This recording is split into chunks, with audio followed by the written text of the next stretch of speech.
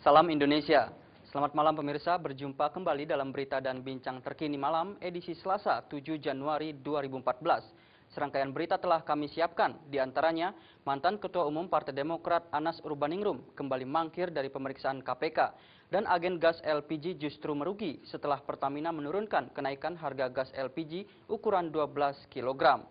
Saya Wan Agus Sumarjaya, berikut berita selengkapnya.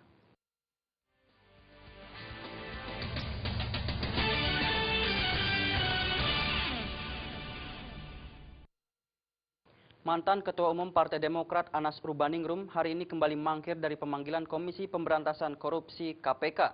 Tersangka kasus dugaan gratifikasi proyek Hambalang tersebut beralasan ketidakhadirannya ini karena surat perintah penyidikan atau sprindik atas nama dirinya dianggap janggal.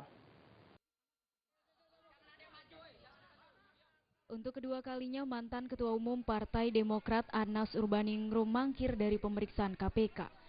Seharusnya Selasa pagi mantan orang kepercayaan SBY itu menjalani pemeriksaan sebagai tersangka dalam kasus dugaan suap gratifikasi proyek Hambalang Bogor, Jawa Barat. Ketidakhadiran Anas ini disampaikan tim kuasa hukumnya di gedung KPK Jakarta Selasa siang. Tim kuasa hukum Anas ini datang untuk menyampaikan surat pernyataan perihal isi sprindik untuk kliennya kepada KPK. Surat itulah yang menjadi alasan Anas tidak hadir dalam pemeriksaan kali ini. Salah satu kuasa hukum Anas, Indra Nathan Kusnadi, mengatakan pihaknya mempertanyakan tulisan kliennya yang diperiksa untuk proyek-proyek lain yang tertuang dalam sprindik tersebut. Menurut Indra, pihaknya perlu penjelasan dari KPK terkait proyek-proyek lain yang diduga memberikan gratifikasi kepada Anas. Bahkan Indra mengaku beberapa waktu lalu pernah mempertanyakan hal ini kepada KPK, namun hingga saat ini belum ada penjelasan dari KPK. Kita sudah menyampaikan surat kira-kira 14 Agustus waktu pemanggilan Pak Anas sebelum Lebaran dulu, tapi sampai sekarang belum dijawab mengenai kata proyek-proyek lain, sehingga ketika ada panggilan kembali, saya menyampaikan surat yang sama untuk KPK menjelaskan apa sih proyek-proyek lain itu. Ya intinya agar pemeriksaan berjalan lancar. Kita tahu proyek lain itu apa, pembelaan kita nanti apa, harus menjawab apa, kita jelas semua.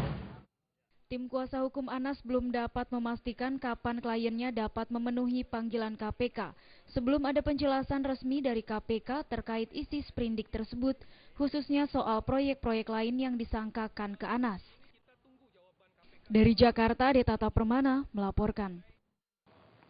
Mangkirnya Anas Urbaningrum dari panggilan Komisi Pemberantasan Korupsi KPK untuk pemeriksaan terkait dugaan kasus penerimaan gratifikasi proyek Hambalang membuat Ketua KPK Abraham Samad geram. Abraham mengancam akan memanggil paksa Anas jika kembali mangkir pada pemeriksaan berikutnya.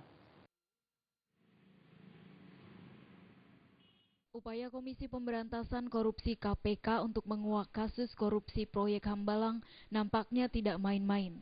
Terbukti beberapa dalang di belakang kasus tersebut mulai terkuak, seperti mantan Menteri Pemuda dan Olahraga Andi Malarangeng yang sudah ditetapkan sebagai tersangka dan ditahan oleh KPK.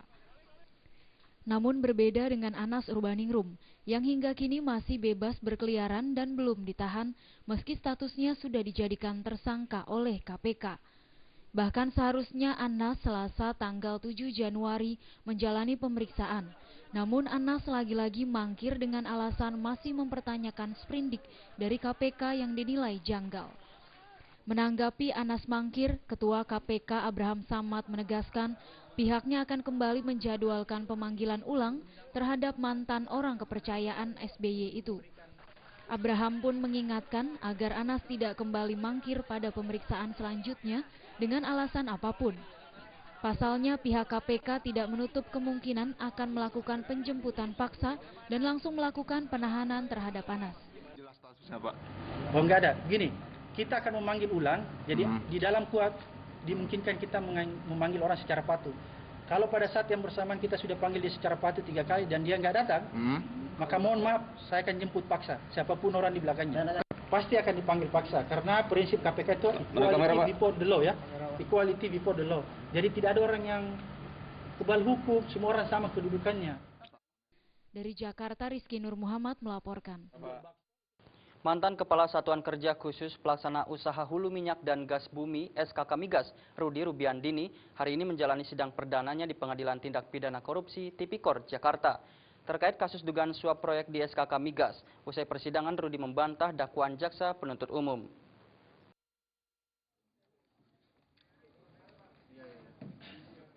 Pengadilan Tindak Pidana Korupsi Tipikor Selasa pagi mulai menyidangkan mantan Kepala Satuan Kerja Khusus Pelaksana Usaha Hulu Migas dan Gas Bumi (SKK Migas) Rudi Rubiandini terkait kasus dugaan suap proyek di SKK Migas.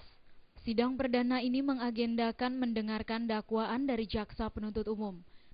Rudi didakwa menerima hadiah dan janji uang sebesar $200.000 Singapura dan $900.000 Amerika Serikat dari bos Kernel Oil Widodo Ratana Caitong dan PT Kernel Oil Pty Ltd Indonesia, serta menerima $522.000 Amerika Serikat dari Presiden Direktur PT Kaltim Parna Industri Arta Meri Simbolon.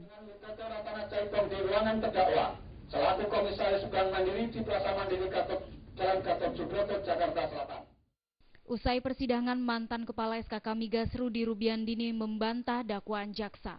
Rudi mengaku tidak pernah melakukan korupsi selama menjabat di SKK Migas. Malah Rudi menyatakan kehadirannya di SKK Migas adalah untuk membersihkan praktek-praktek korupsi.